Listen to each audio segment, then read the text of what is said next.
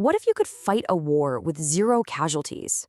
Or test a brand new billion-dollar weapon without ever building it? Well, that's the whole idea behind the virtual battlefield.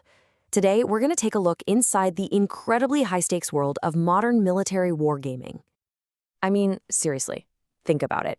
It's a question that has haunted military leaders for, well, forever. How do you possibly get ready for something as chaotic and complex as war without paying the ultimate price? The answer has always been the same. You have to game it out.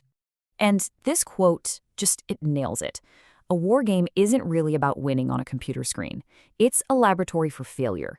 It's the place where you discover your brilliant, genius plan is actually a terrible, terrible idea before it costs lives in the real world. Okay, so here's our mission briefing for today. We're going to see how wargaming went from tabletop board games to the digital age. Then we'll dive into a really fascinating case study about designing a future army. We'll look at how the idea of winning has totally changed, and we'll tackle the massive challenge of simulating tomorrow's crazy high-tech wars. Let's get into it. All right, first up, wargaming in the digital age. But to really get where we are now, you have to understand where this all started. And it was way, way before the first computer was even a flicker of an idea. So it all kicked off back in the 1820s with something the Prussians called Kriegsspiel, or literally war game. For more than 100 years, that meant generals physically pushing little wooden blocks around on giant maps. When computers first showed up, they basically just sped up the math. But today they create entire synthetic worlds. Digital sandboxes where almost anything can be tested. So what exactly is a wargame? Well, the expert Peter Perla gave us this classic definition. But the key part, the magic ingredient, is right there at the end. Decisions made by players. See, this isn't just a physics engine. It's a contest between thinking, adapting, and sometimes bluffing human beings. And that really gets to the heart of it, doesn't it? No matter how slick the technology gets, warfare is and always will be a human issue. So war games aren't just for testing fancy new drones and missiles. They're for testing the creativity, the biases, and even the breaking points of the commanders themselves. So how does all this theory work in practice? Well, let's open up a fascinating real-world case file from 2012. This one was run by the Norwegian Defense Research Establishment, or FFI. Their mission was, it was huge. They had to design the Norwegian army of the future. But here's the cool part. They didn't just tweak what they already had. No, they came up with 5 completely different army structures from scratch, all of them designed to be put through the ringer in a virtual war. That's right, 5 distinct designs. So why so many? Because they wanted to totally avoid the trap of just making small, safe, incremental changes. They tested everything from heavy, old-school mechanized forces to super light and nimble infantry, and even a really radical, high-tech, networked force. The whole point was to see which idea could actually stand up to a modern threat. And the tool they used to do this was a simulation called Mosby. The key here was its design. It looked and felt a lot like a real-time strategy game. Think Command and Conquer, but for actual generals. And this was brilliant because it meant real military commanders, not just nerdy scientists, could jump right in and intuitively lead their forces.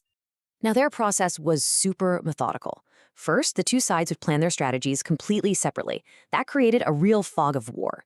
Then they fought it out in the simulation. But honestly, the most important part happened after the game was over. A deep dive review, where the commanders had to explain why they made the choices they did. Only after they understood the human story did they even look at the raw data. But here's where things get really interesting. During these experiments, the FFI researchers had this big epiphany. They realized they were measuring success all wrong. The truly valuable stuff wasn't about who won or lost, but about something much, much deeper. See, they moved past the old-school way of just counting up destroyed tanks, the kill ratio. Instead, they did something kind of radical. They actually put their analysts inside the enemy team's planning room, just to listen in as they debated how to deal with each of the 5 different army designs. And that was the light bulb moment. A real victory wasn't blowing up the enemy. It was hearing the enemy commander say something like, "Nope, we can't attack. That army is too strong, too unpredictable." That's deterrence. That's winning the fight before it even starts. And that's something a simple kill ratio could never, ever show you. They also figured out this other fascinating thing they called the metagame. Basically, the game around the game. This is all the human stuff, the politics, the budget fights, the biases. Like, say one part of the military really wants a new tank. Well, they might push for a war game where, surprise, surprise, tanks are the heroes. You have to understand that metagame to know if the results you're seeing are real. Okay, so all of that brings us to today's challenge. Remember, that FFI study was back in 2012. In military technology terms, that's practically the Stone Age. Since then, the battlefield has just exploded in complexity, making these simulations unbelievably harder to build. We're now in the era of what's called multi-domain operations, or MDO. The big idea here is that you don't fight separate little battles on land, at sea, or in the air anymore. Now, it's about orchestrating everything across all domains, all at once, to hit your enemy with so many problems that they just can't cope.